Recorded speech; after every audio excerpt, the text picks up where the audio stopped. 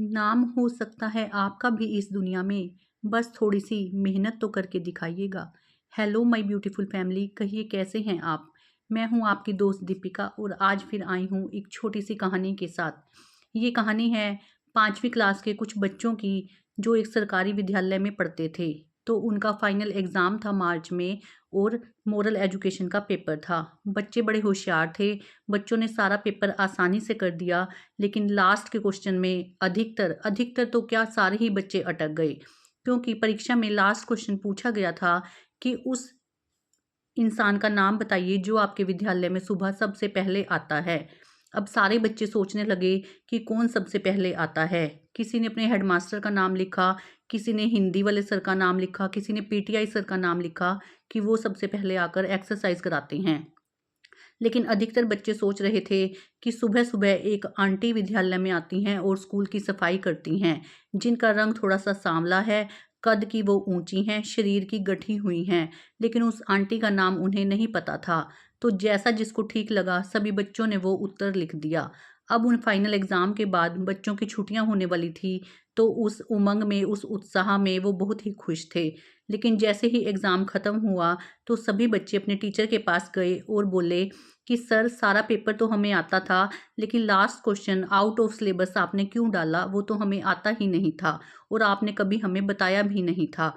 तो टीचर ने कहा कि कौन-सा क्वेश्चन? बच्चों ने कहा कि यही उस इंसान का नाम लिखो जो आपके विद्यालय में सुबह सबसे पहले आ जाते हैं।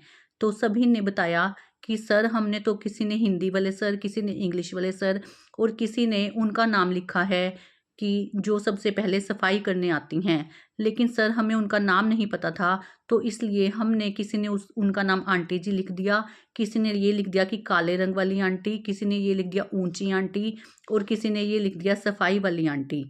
तो सर ने जवाब दिया कि बच्चों मैं भी तुम्हें वही बताना चाहता था कि उन आंटी जी का नाम उमा आंटी है, जो हमारे विद्यालय में सुबह आती हैं और बहुत ही इम्पोर्टेंट रोल प्ले करती हैं, क्योंकि वो सुबह आकर हमारे स्कूल की सफाई करती हैं, जो एक बहुत ही ज़रूरी काम है।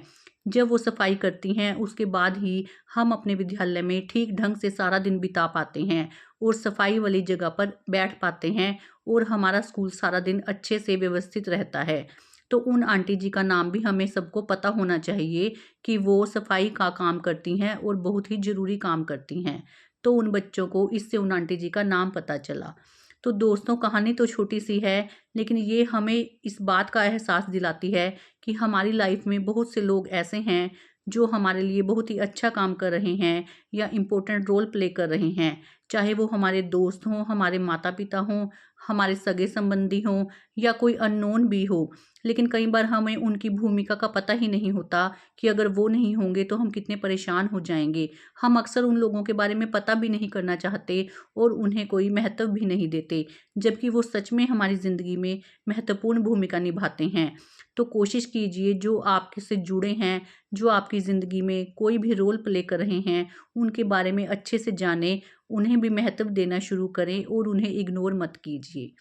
चलिए दोस्तों आज के लिए इतना ही, मिलूँगी आपसे नई कहानी के साथ, तब तक के लिए मुस्कुराते रहिए ऐसे प्रफुल्लित सा एक पुष्प हो जैसे।